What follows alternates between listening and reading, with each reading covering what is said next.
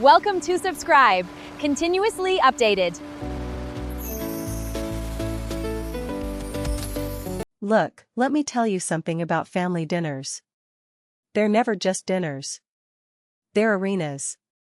And the one at my cousin Sophia's engagement? That one was a damn coliseum. It was at the Pinnacle, this fancy steakhouse downtown where the waiters wear bow ties and look at you like they know exactly how much your car cost. My dad, Tom Moore, had been bragging about the reservation for weeks. Sophia's marrying a lawyer, he kept saying, like that somehow made him more successful. Like his daughter wasn't sitting right there, scraping tomato seeds off her jeans before church. I'm Elena. 28. The one who still lives in the same small house, who didn't go to law school, who doesn't have a boyfriend to bring to events like this. In my family's eyes, I'm the cautionary tale. The what not to do. The table was huge. Round. White tablecloth. Crystal glasses that caught the light and threw little rainbows everywhere. My mother, Linda, had already commented on how lovely everything was at least 6 times before we even sat down. She was in her element. A beautiful niece. A handsome future nephew-in-law. An audience. Sophia looked like she'd stepped out of a magazine. Navy dress. Hair done up. That rock on her finger catching more light than the chandelier. Mark, her fiancé, had that easy confidence that comes from knowing your life is going exactly according to plan. Harvard Law. Junior partner track. Firm handshake.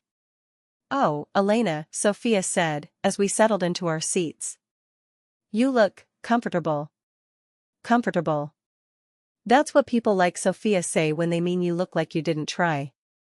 I like your sweater, I said. And I meant it. It was a nice sweater. Cashmere, probably. My mother jumped in before Sophia could respond. Elena's been so busy lately. With her work. Online stuff, you know. She waved her hand like she was shooing away a fly. Very independent. What she meant was, she has no idea what I do, and she's embarrassed about it. Mark leaned forward, the way lawyers do when they're about to cross-examine. What kind of online work?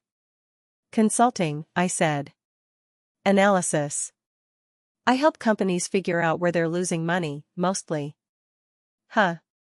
He nodded slowly, the way you nod at a child who just told you they want to be an astronaut. Freelance stuff, right? Right. Because if you don't have an office and a title, it's not real. My dad ordered a scotch. A good one. The kind he only orders when someone else might pick up the check. You know, he said, his voice already too loud, Sophia here just made senior associate. At 29. Can you believe that? We're so proud, my mother added, patting Sophia's hand. I took a sip of my water. The ice clinked. Nobody noticed. This is how it always goes. The first 30 minutes are a highlight reel of everyone else's achievements. Sophia's promotion.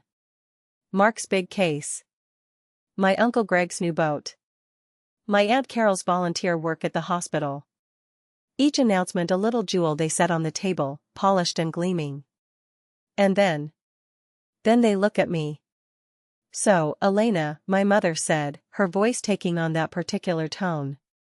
The one that meant I was about to become the evening's entertainment. Anyone special in your life these days? Here we go. I've been focusing on work, Mom. Work, work, work. She shook her head. You're 28, sweetheart. You can't marry a spreadsheet. My dad chuckled. At this rate, she won't even have a date for her own wedding. The whole table laughed. Sophia. Mark. Uncle Greg. Aunt Carol. Even my little cousin Timmy, who was probably just laughing because everyone else was. I felt my face get hot. But I kept my expression neutral. Over the years, I'd gotten very good at that. You know, Sophia said, swirling her wine, Mark has some friends from law school. Very eligible. I could set you up. The offer felt like a slap dressed up as a favor. That's really kind, I said.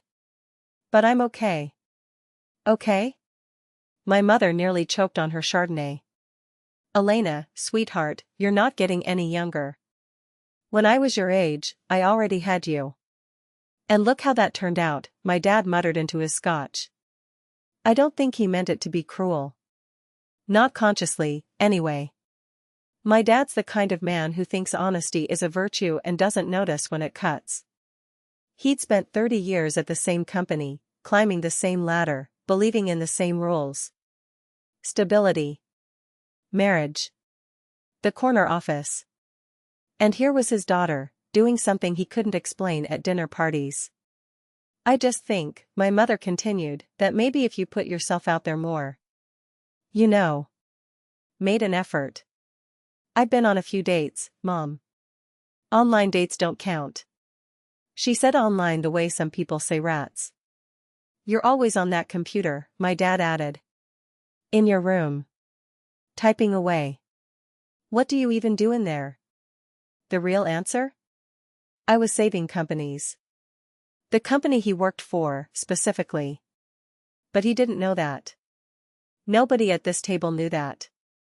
2 years ago, I'd been hired anonymously through a consulting firm to analyze operational inefficiencies at Claremont Group. That's where my dad had worked for 3 decades. His division, the one I'd quietly restructured last spring, had posted 40% growth this quarter. But sure. I was just typing away. Maybe she's got a secret boyfriend, Sophia said, winking at Mark. One of those online romances. Very mysterious. Or imaginary, my dad said, and laughed at his own joke. The table laughed again. Something in me went cold. Not angry. Not sad. Just cold. Like a door closing. Excuse me, I said, standing up. I need to use the restroom. I walked away from the table, past the bow-tied waiters, past the glittering bar, past the hostess stand where a young woman was telling someone on the phone that they were fully booked. My heels clicked on the marble floor. Sophia's heels. I'd borrowed them. They were half a size too small. In the restroom, I locked myself in a stall and pulled out my phone. 2 messages.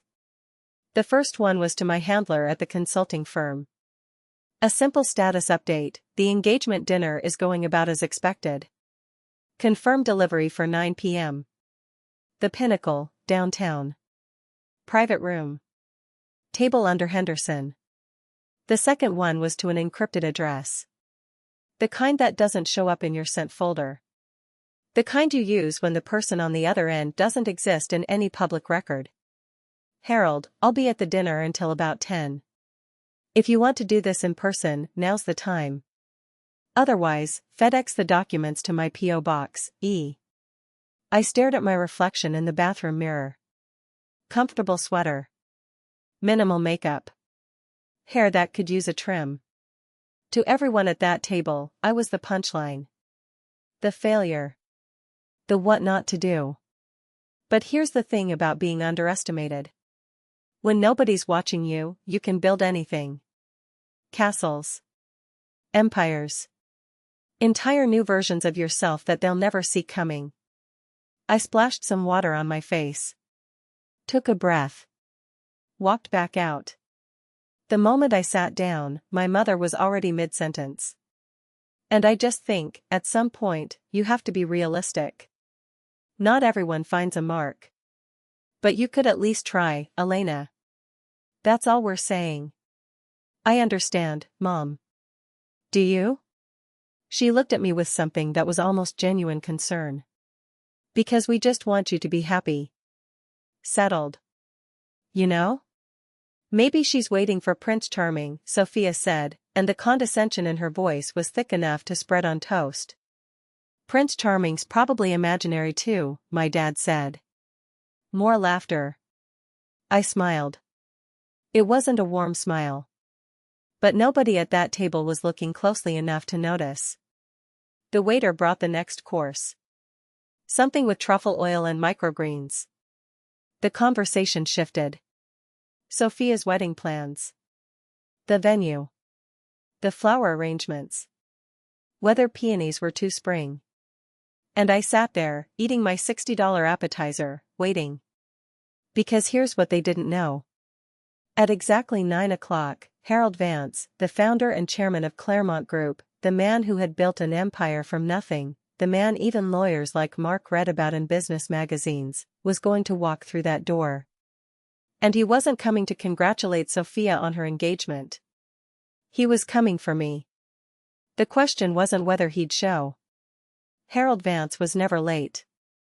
The question was what would happen to all those gleaming jewels on the table when a real diamond walked into the room. I took another sip of water. Checked my watch. 8:47 p.m. 13 minutes. At 8:52, my father stood up to make a toast. This was his moment. I'd seen him rehearse it in the bathroom mirror at home for 3 days. He'd practiced his gestures. His pauses. The way he'd hold the champagne glass just so, tilted slightly, like he'd seen executives do at company galas he was never actually invited to. Ladies and gentlemen, he began, his salesman's voice booming across the private dining room. Family. Friends.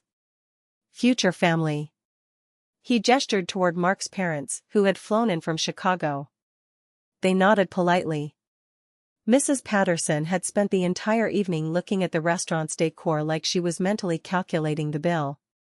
Tonight, my father continued, we celebrate something truly special.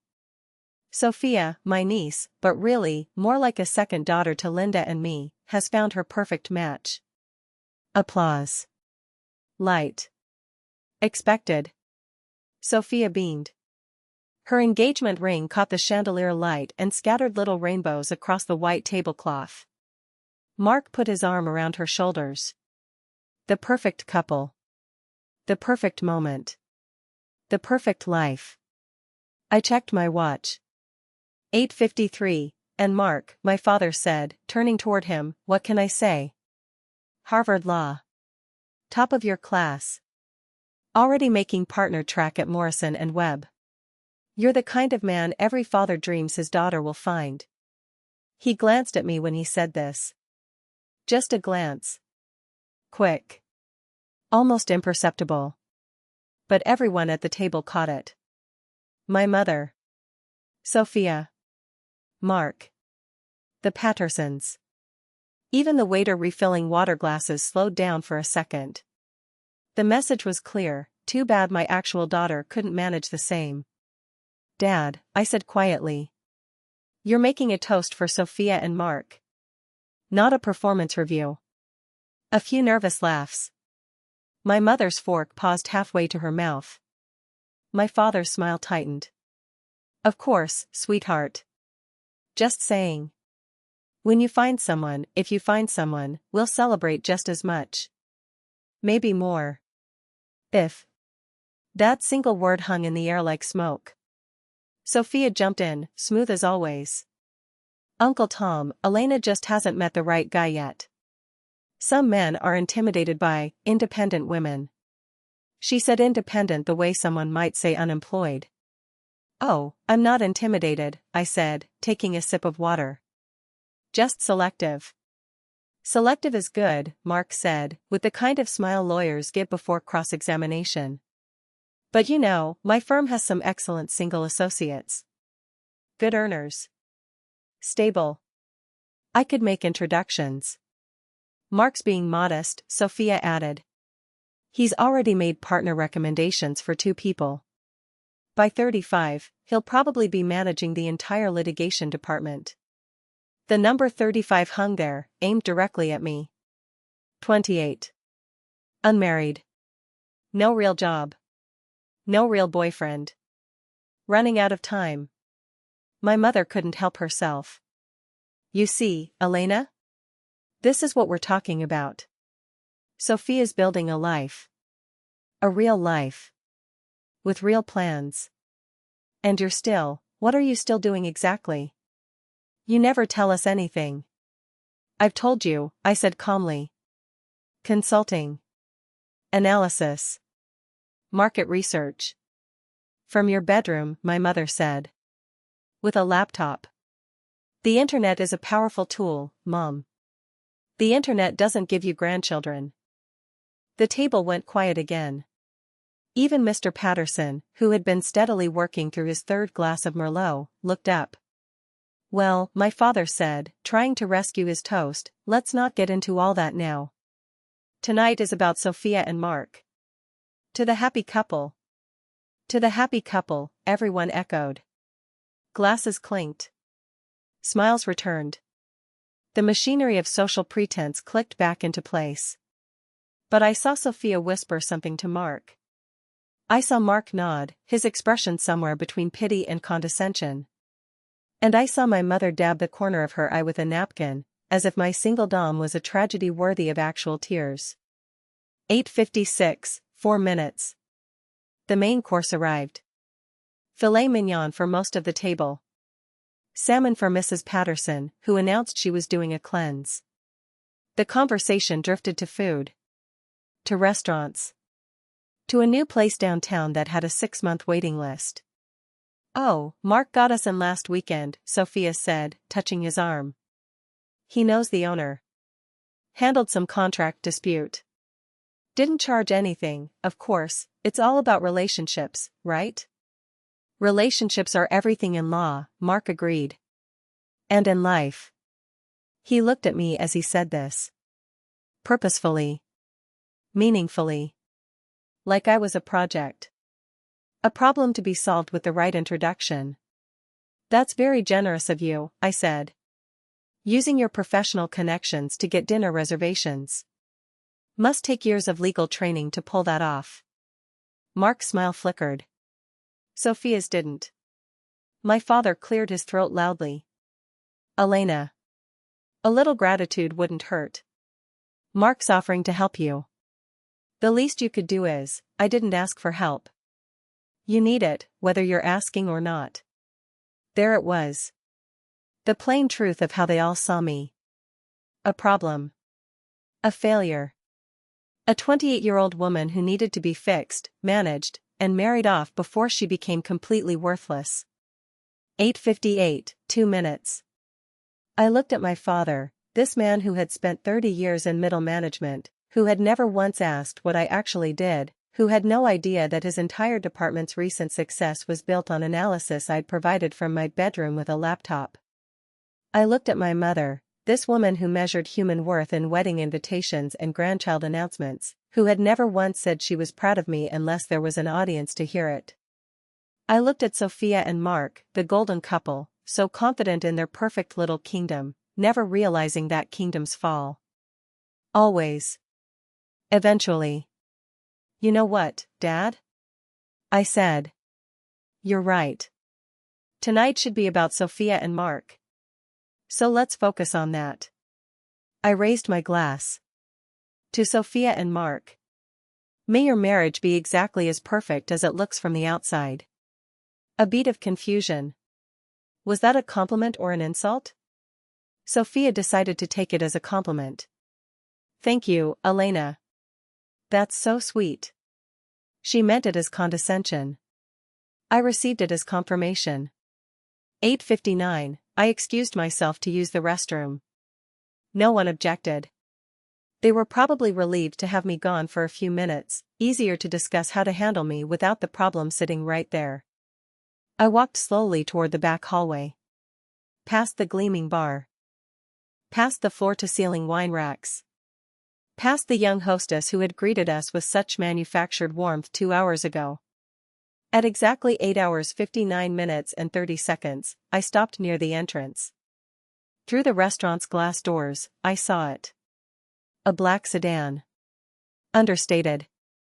Not a limousine. Harold Vance thought limousines were for politicians and hedge fund managers, and he was neither. Just a simple town car, the kind that could slip through traffic without anyone noticing. The back door opened. A man in a charcoal gray suit stepped out. No tie. No briefcase. Just a single white envelope in his left hand. Harold Vance. He didn't look like a billionaire. He looked like someone's grandfather, if that grandfather had spent 40 years crushing competitors and building an empire. His face was lined but sharp. His eyes moved like he was constantly calculating. Even now, walking into a restaurant, he had the bearing of a man who owned half the buildings on the street. He probably did. He saw me through the glass. I nodded. He nodded back. And then he pushed open the door. 9 o'clock. Exactly. The hostess stepped forward. Good evening, sir. Do you have I'm expected, Harold Vance said. His voice was quiet, but it carried. The kind of voice that never needed to shout because people always leaned in to listen. The Moore family dinner. Private room. Of course. Let me show you, I know where it is. And he walked past her, past the bar, past the wine racks, straight toward the room where my family was still laughing and drinking and feeling so very sorry for poor, pathetic Elena. I didn't follow him immediately. I waited. 10 seconds. 20. Then I walked back, slowly, timing my steps so I'd arrive just as the door opened. It worked perfectly. I heard the room go quiet before I even reached the entrance. Not the gradual quiet of a conversation winding down, but the sudden, shocked silence of a bomb going off. By the time I stepped through the doorway, Harold Vance was standing at the head of the table, and every single person was staring at him like he'd descended from another planet. My father had gone pale. Not just pale, gray. The color of a man who'd just realized his entire career might be hanging by a thread. His mouth opened, but nothing came out except a sort of strangled wheezing sound. Mr. Vance, he finally managed. What an unexpected honor. I had no idea, we had no idea. No reason you would, Vance said. I'm not here for you, Tom. The room's temperature dropped another 10 degrees. My father's eyes darted around the table. To Sophia. To Mark. To my mother. To the Pattersons, who were watching this unfold with the fascinated horror of people who've wandered into someone else's disaster. Then what can I do for you, sir? My father asked. Vance didn't answer. Instead, his gaze moved across the table, past the half-eaten fillets and the sweating champagne bottles and the gleaming engagement ring, until it landed on me. Standing in the doorway. Still holding my water glass. Elena Moore, he said. Not a question. A confirmation. That's me, I said. He held up the envelope. I believe you've been expecting this. The silence that followed was the most beautiful sound I'd ever heard. For a moment, nobody breathed. I walked toward Mr. Vance, my heels clicking against the hardwood floor like a metronome counting down the last seconds of my old life. Every pair of eyes tracked me. My mother's mouth hung open. My father looked like someone had just pulled the fire alarm during his victory speech. Thank you for coming, Mr. Vance, I said, taking the envelope from his hand. Thank you for 2 years of extraordinary work, he replied. Though I still don't understand why you insisted on the theatrics. I smiled. Closure. He nodded once, the way men like him do when they've decided something is none of their business. I don't understand, my father sputtered. Mr. Vance, Elena doesn't work for the company. She's between jobs. She does, online things. Freelance. No, Tom, Vance said, turning to face him. Your daughter doesn't work for the company. She works for me. There's a difference. Mark, the perfect lawyer fiancé, cleared his throat. Sir, with all due respect, I think there's been some confusion. Elena is, she's Sophia's cousin. She's not in the corporate sector. Vance looked at Mark the way a lion looks at a house cat. And you are? Mark Harrison. I'm with Harrison and Wells. Corporate litigation. Never heard of you, Vance said, and turned back to me. Open it. The envelope was thick, cream-colored, with the Claremont Group seal embossed in gold. I slid my finger under the flap. Inside was a single sheet of paper, also heavy stock, with the letterhead that my father had been trying to get on his business cards for 30 years. I read it silently. Then I read it again, letting the weight of it settle into my bones. "Well," my mother whispered. "Elena, what does it say?" I looked at her. At my father. At Sophia, whose perfect engagement dinner had just been hijacked by the cousin she'd spent her whole life pitying. "It's a letter of appointment," I said. "Mr. Vance is creating a new division. Strategic Analysis and Market Futures. I've been asked to lead it. Senior Vice President." The words hung in the air like smoke. "Senior Vice President?" my father repeated. His voice cracked on the word senior. "That's 2 levels above you, Dad." Nobody laughed. Not even the Pattersons, who I'd forgotten were still there, clutching their napkins like life preservers. "This is some kind of joke," Sophia said. Her voice was tight, the way it got when things didn't go according to her plan. "Elena, you don't even have a real job. You sit in your apartment and garden." "Actually," Vance said, "for the past 22 months, your cousin has been the primary strategic consultant for Claremont Group's restructuring initiative. She identified the inefficiencies in our supply chain that were costing us $4 million annually. She predicted the market shift that our entire executive team missed. She redesigned our client acquisition protocol." He paused, letting each fact land like a hammer blow. "We know her as Mirage." My father sat down. Hard. His chair scraped against the floor with a sound like tearing fabric. "Mirage?" he whispered. "The Mirage? The consultant who saved your division from being eliminated last quarter," Vance finished. "Yes. That Mirage. The one your regional manager has been trying to identify for 18 months. The one whose reports you dismissed in the quarterly meeting as some consultant's fantasy. Your exact words, I believe." I watched my father's face cycle through emotions like a slot machine. Confusion. Disbelief. Horror. And finally, something that looked almost like grief. "You knew," he said to me. "You knew I said that." "I was in the room," I said. "Virtually. I heard every word." "But you never said anything."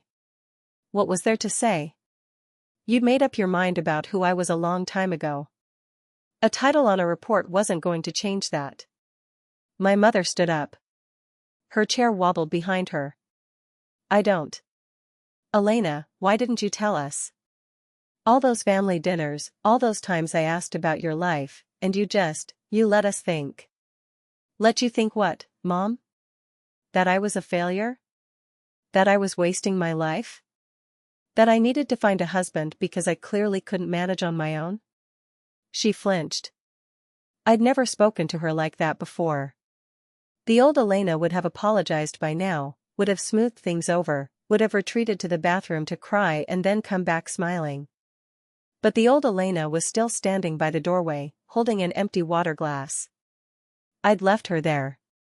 "Here's what I've learned in the last 2 years," I said, and I wasn't just talking to my mother anymore. I was talking to everyone. Sophia. Mark. The ghost of every family gathering where I'd been the cautionary tale. Value isn't something other people give you. It's not a ring on your finger or a title on your door or a salary that impresses the neighbors. It's what you build when no one's watching. It's what you know. It's what you can do. I held up the letter. This isn't validation. It's just documentation. I've been doing this work for 2 years. I've been making more money than my father for 18 months. I've been the person Mr. Vance calls at 3 in the morning when the Asian markets shift and he needs to understand why. "Why didn't you tell us?" my father asked again. His voice was smaller now. Diminished. "Because I wanted to see if you could ever value me without a title," I said. And the answer, apparently, is no. Sophia stood up. Her engagement ring caught the light, throwing tiny rainbows across the tablecloth. "This is my engagement dinner," she said. Her voice was shaking. This is supposed to be about me and Mark. About our future. You're right, I said. It is. And I'm sorry for the disruption. Truly. But you know what, Soph? You've had every family dinner for the last 20 years. Every birthday. Every holiday. Every achievement celebrated while my parents sat in the corner, apologizing for my existence. I picked up my champagne glass. Someone had refilled it at some point. I didn't remember when. Here's to you and Mark, I said. May your future be everything you've been promised.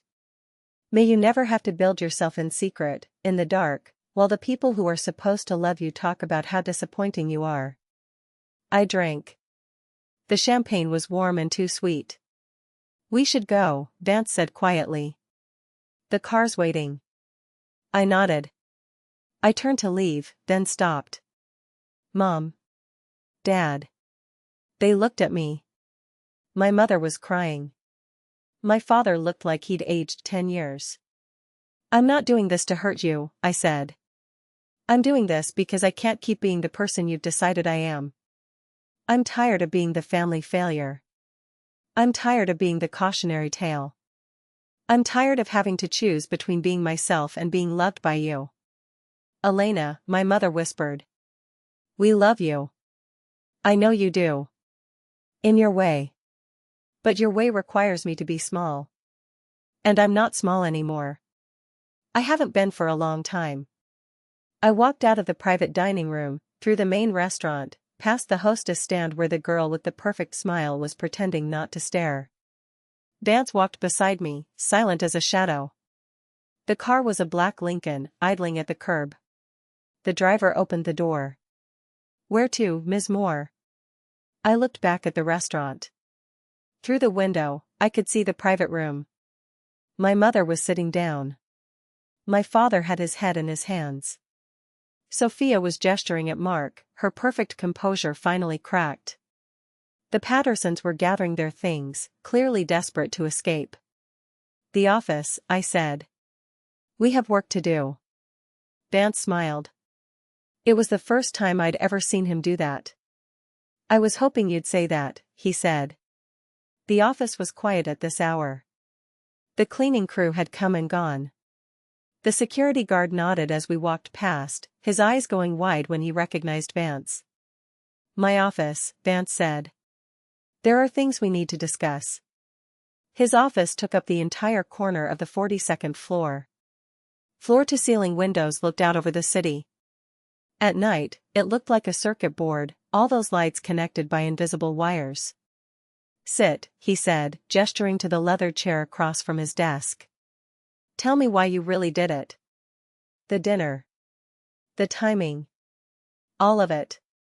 I sat. The chair was softer than anything I'd ever owned. I've been invisible my whole life, I said. To my family, I mean. They looked at me and saw absence. No husband. No career. No future worth celebrating. I tried to tell them about my work, about the consulting, about the money. But they couldn't hear it. It didn't fit their story. So you waited until they couldn't look away. I waited until it was undeniable. Until the person they respected most in the world walked into a room and told them, in front of witnesses, that the daughter they'd written off was worth more than all of them combined. That's cold, Vance said. I know. He was quiet for a moment. Then he nodded.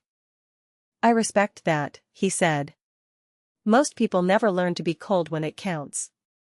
They apologize. They explain. They beg for love they should have been given freely. I didn't want their love. Not anymore. I wanted their understanding. Did you get it? I thought about my father's face when he realized who Mirage was.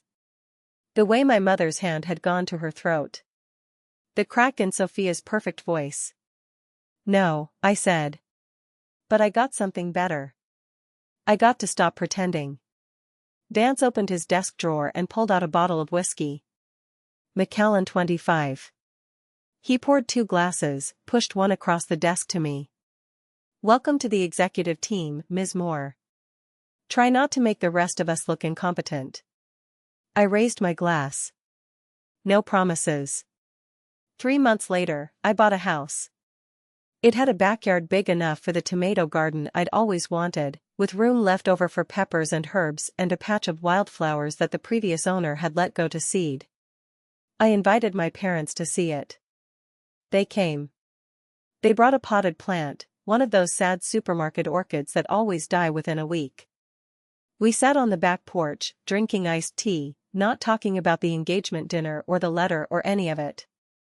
"Is this really what you want?" my mother asked, looking at the overgrown yard. "All the space, just for yourself?" "Yes," I said. "This is exactly what I want." She nodded slowly. I could see her trying to understand, trying to fit this version of me into the story she'd been telling herself for 28 years. "The garden will be beautiful," she said finally. "Once you've cleaned it up." "It's already beautiful," I said. "It just needs someone to see it." She didn't say anything. But when she left, she hugged me longer than usual. And my father, who had barely spoken all afternoon, pressed something into my hand as he walked out the door. It was his business card. Not the Claremont Group one. A new one. "Tom Moore, independent sales consultant." "I quit," he said. 2 weeks ago. Thought I'd see if this consulting thing runs in the family." I looked at the card. At his name. At the future he was finally allowing himself to imagine. "Call me," I said. "I might have some clients for you." He smiled. It was a real smile, the kind I hadn't seen since I was a kid, before the job and the expectations and the disappointments had worn him down.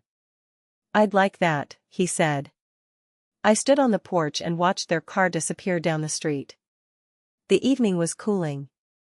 Somewhere nearby, a neighbor was barbecuing. The smell of charcoal and smoke drifted over the fence. I walked back inside, through the empty rooms, to the office I'd set up in what was supposed to be the formal dining room. 3 monitors. A whiteboard covered in diagrams. A framed letter on the wall. Senior Vice President, Strategic Analysis and Market Futures. I sat down at my desk and opened my laptop. There were emails waiting.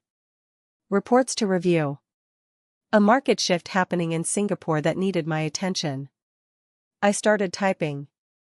And in the backyard, in the dark, the tomatoes kept growing.